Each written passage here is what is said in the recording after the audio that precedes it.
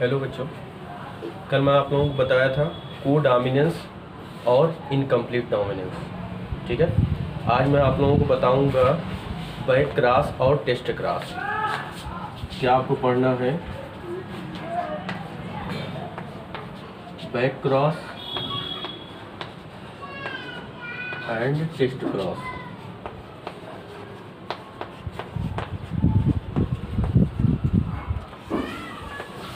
Back cross और test cross क्या होता है? कभी कभी पूछ लेता है 1 नंबर का, बैक क्रॉस क्या होता है और टेस्ट क्रॉस क्या होता है। तो सबसे पहले मैं आपको बताऊंगा बैक क्रॉस क्या होता है।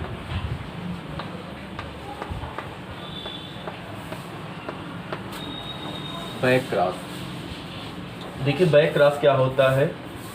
जब F1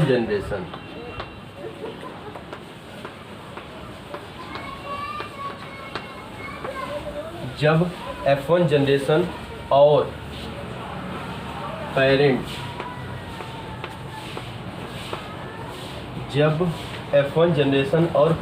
के बीच क्रॉस कराया जाता है तो उसे कहा जाता है बैक क्रॉस। किसके बीच? जब F1 जनरेशन और पेरेंट के बीच क्रॉस कराया जाता है तो उसे कहा जाता है के बीच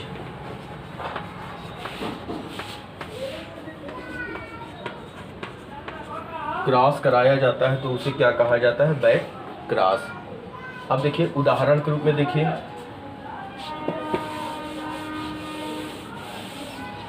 जैसे इसके पहले आपने देखा था लंबा और बौना।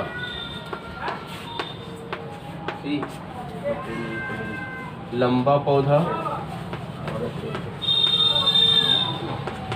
और बौना पौधा।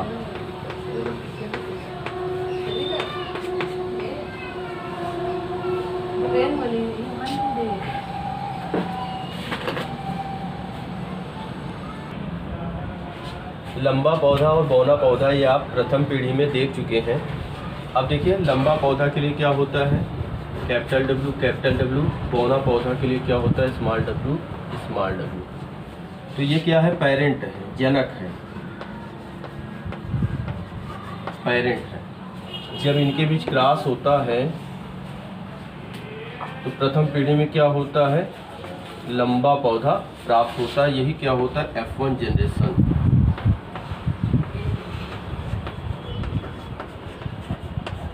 जनरेशन।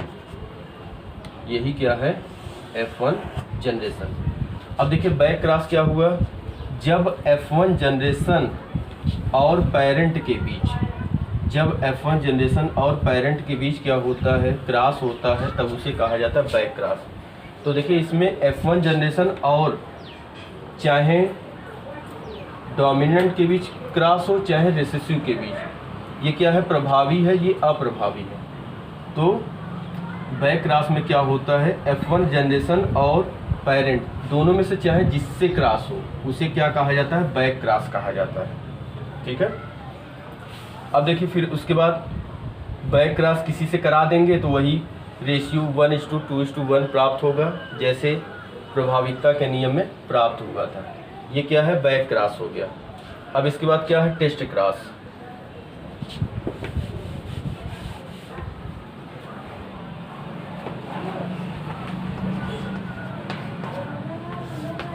टेस्ट क्रॉस क्या होता है?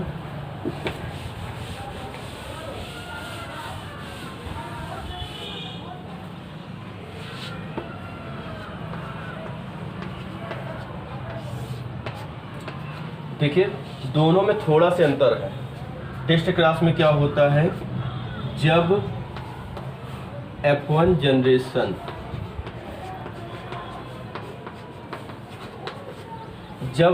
जनरेशन और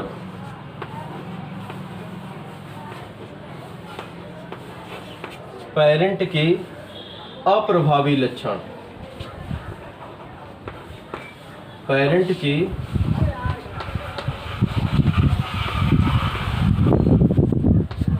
अप्रभावी लक्षण, यानी जो इसका जो रेसेसिव होता है, क्या होता है, जो रेसेसिव होता है उससे जब संकरण होता है तो उसे कहा जाता है टेस्ट क्रॉस। बैक क्रॉस में क्या होता है, F1 जनरेशन और पेरेंट चाहे पेरेंट के डोमिनेंट से करें चाहे रिसेसिव से करें तो उसे क्या कहा जाता है बैक क्रॉस। टेस्ट क्रॉस में क्या होता है, F1 जनरेशन और पेरेंट के जो अप्रभावी लक्षण होता है, जो इसका रिसेसिव लक्षण होता है, उससे क्या होता है क्रॉस कराया जाता है, तब उसे कहा जाता है टेस्ट क्रॉस। दोनों में थोड़ा सा अंतर है, कभी कभी एक नंबर का पूछ लेता है कि बैक क्रॉस और टेस्ट क्रॉस क्या होता है। तो इसमें भी वही उदाहरण आप दिखा सकते हैं प्रभाविकता के नियम वाला, जैसे लंबा और बौना, ठीक है, ये प्रभावी है, ये क्या है प्रभावी है, और ये अप्रभावी है।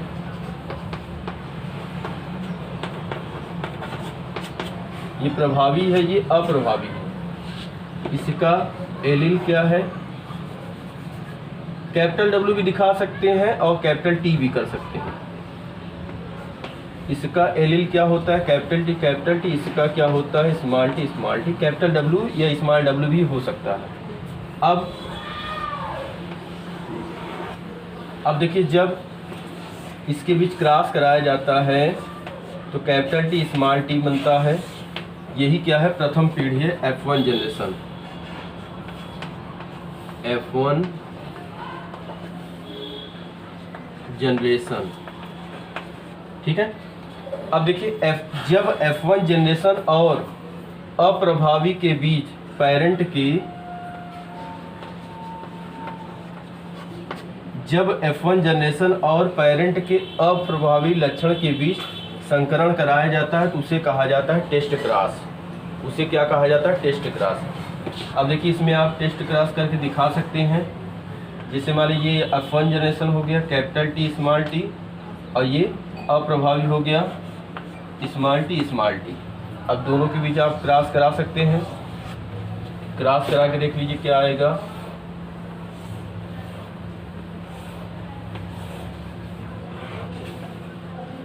कैपिटल T स्मॉल t, तो कैपिटल T स्मॉल t आ जाएगा, small t, capital T small t और स्मॉल t। इसमें जो इनका अनुपात होगा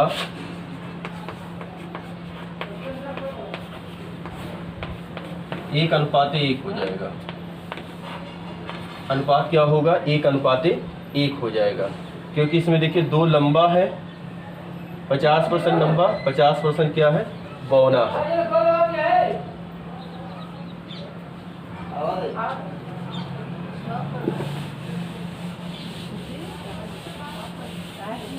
पुश कर दे, पुश कर दे तो।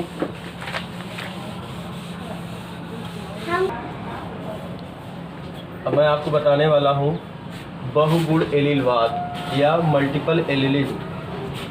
बैक क्रॉस और टेस्ट क्रॉस ये मेंडली नियम का अपवाद नहीं है। बैक क्रॉस टेस्ट क्रॉस बस वैसे ही आपको बताया गया कि बैक क्रॉस टेस्ट क्रॉस क्या होता है, ठीक है, वो मेंडल के नियम का अपवाद नहीं है। अब मेंडल के नियम का जो तीसरा अपवाद है बहुगुण एलीलवाद या मल्टीपल एलीलिज्म। क्या है, बहुगुण एलीलवाद या मल्टीपल एलीलिज्म। मल्टीपल एलीलिज्म में क्या होता है, जैसा कि नाम है कि मल्टीपल एलीलिज्म, मल्टीपल एलील यानी अधिक एलील। मल्टीपल एलील मतलब अधिक एलील, ठीक है। जब गुणसूत्र के जोड़ों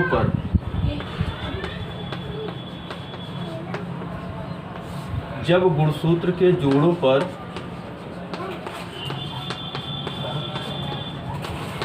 क्या होता है, एक से अधिक एलील होता है, एक से अधिक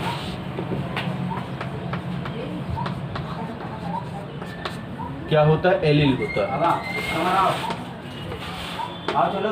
जब गुणसूत्र के जोड़ों पर क्या होता है, एक से अधिक एलील होता है तो उसे कहा जाता है मल्टीपल एलीलिज्म। या कह सकते हैं कि जब किसी लक्षण के लिए एक से अधिक एलील जिम्मेदार होता है तब उसे कहा जाता है मल्टीपल एलीलिज्म कहा जाता है, या बहुगुण एलीलवाद। यानी एक से अधिक एलील जिम्मेदार हो उसे कहा जाता है मल्टीपल एलीलिज्म या बहुगुण एलीलवाद उसे कहा जाता है। इसका उदाहरण क्या है, इसमें बस इतना ही लिखना है बहुगुण एलीलवाद की परिभाषा में। इसका उदाहरण है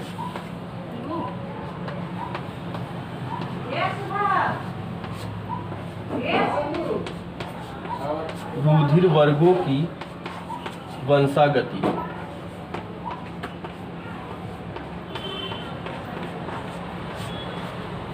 इसका उदाहरण क्या है, रूधिर वर्गों की वंशागति। रूधिर वर्गों की वंशागति क्या है, इसका उदाहरण है।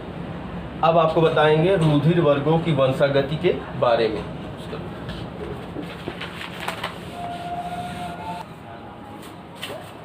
तो देखिए, आपको बताना है रूधिर वर्गों की वंशागति, यानी जो रूधिर वर्ग का निर्धारण होता है वह एक पीढ़ी से अगली पीढ़ी में कैसे होता है। तो सबसे पहले आपको बताएंगे रूधिर वर्ग के बारे में। रूधिर वर्ग,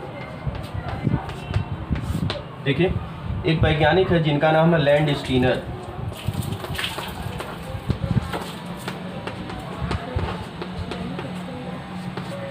एक वैज्ञानिक है जिनका नाम है लैंडस्टीनर। लैंडस्टीनर ने बताया कि मनुष्यों में 4 प्रकार के क्या होते हैं, रूधिर वर्ग होते हैं। मनुष्य में 4 प्रकार के रूधिर वर्ग पाए जाते हैं। ए होता है, बी होता है, ए बी होता है, ओ होता है। ये 4 प्रकार के क्या होते हैं, रूधिर वर्ग पाए जाते हैं।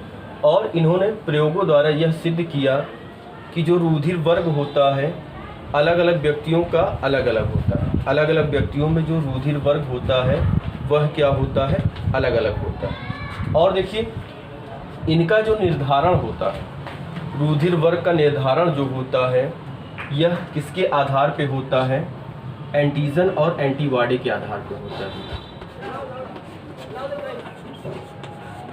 एंटीजन और एंटीबॉडी के आधार पे होता है।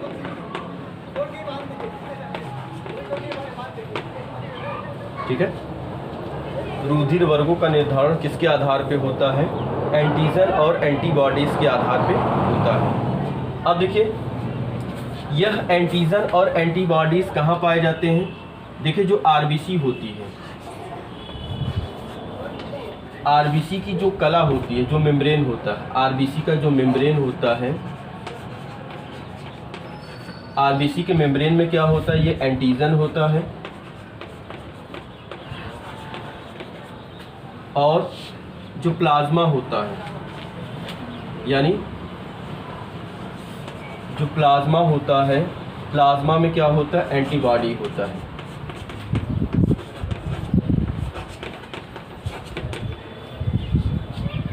आरबीसी की कला में क्या होता है, एंटीजन होता है। और प्लाज्मा में क्या होता है, एंटीबॉडीज़ होता है। इसी एंटीजन और एंटीबॉडीज़ के आधार पर ही क्या होता है, रूधिर वर्गों का निर्धारण होता है। अब देखिए जो एंटीजन होता है, यह एंटीजन 2 प्रकार का होता है, antigen A, antigen B. Antigen जो होता है 2 प्रकार का होता है। और जो एंटीबॉडीज़ होता है यह भी क्या होता है, 2 प्रकार का होता है, स्मॉल ए और स्मॉल बी। यह क्या होता है, 2 प्रकार का होता है। अब देखिए जो रूधिर वर्ग ए है,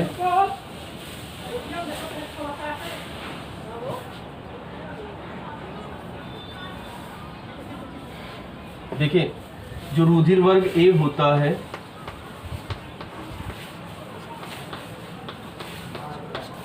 रूधिर वर्ग ए, इसमें जो एंटीजन होता है, इसमें जो एंटीजन होता है कैपिटल ए होता है। और एंटीबॉडीज जो होता है, एंटीबॉडी क्या होता है, स्मॉल बी होता है। और रूधिर वर्ग जो बी होता है, इसमें एंटीजन बी होता है और एंटीबॉडी क्या होता है, स्मॉल ए होता है। रुधिर वर्ग AB जो होता है इसमें दोनों एंटीजन होता है A और B, लेकिन एंटीबॉडीज़ में कोई भी एंटीबॉडी नहीं होता है। अब जो रुधिर वर्ग O होता है इसमें क्या होता है, कोई एंटीजन नहीं होता है, इसमें कोई एंटीजन नहीं होता है और इसमें एंटीबॉडी A और B दोनों होता है। ये आप 11th में पढ़ चुके हैं। तो ये था रुधिर वर्ग। अब मैं आपको बताऊंगा रुधिर वर्गों की वंशागति। रुधिर वर्गों की वंशागति कैसे होती है।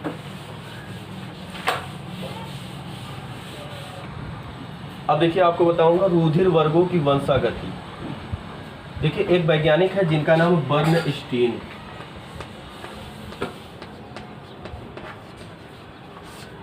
बर्नस्टीन एक वैज्ञानिक हैं। इन्होंने पता लगाया कि रुधिर वर्गों की वंशागति जो होती है वह जीन के द्वारा होती है। यानी एक पीढ़ी से अगली पीढ़ी में क्या होता है, यह जीन के माध्यम से पहुंचता है। ठीक है। अब देखिए जैसे मान लीजिए रुधिर वर्ग A है, इसमें जो जीन होते हैं वह जीन क्या होते हैं, IA IB यह जीन होता है। इसी के द्वारा क्या होता है, रुधिर वर्गों की वंशागति होती है। जैसे जो रुधिर वर्ग A होता है उसके लिए जिम्मेदार जीन क्या होता है, IA होता है। रुधिर वर्ग B के लिए क्या होता है, जिम्मेदार जीन जो होता है वह IB होता है। और रुधिर वर्ग AB के लिए क्या होता है, जो जिम्मेदार जो जीन होता है वह IA और IB दोनों होता है। ठीक है। रुधिर वर्ग O के लिए क्या होता है, IO होता है। या कह सकते हैं कि इसके लिए जो जिम्मेदार जीन जो प्रदर्शित होता है इसको कहा जाता है IO से प्रदर्शित या I0 से प्रदर्शित करते हैं। यानी बर्नस्टीन ने क्या बताया कि रुधिर वर्गों की वंशागति जो होता है वह जीन के द्वारा होता है। और ये जीन कौन कौन से होते हैं, IA IB जीन, इसी के द्वारा क्या होता है, इनकी वंशागति होती है। A के लिए क्या होता है, IA होता है। B के लिए IB होता है। AB के लिए क्या होता है, IA IB होता है। O के लिए क्या होता है, IO। इसी के द्वारा क्या होती है, रुधिर वर्गों की वंशागति होती है।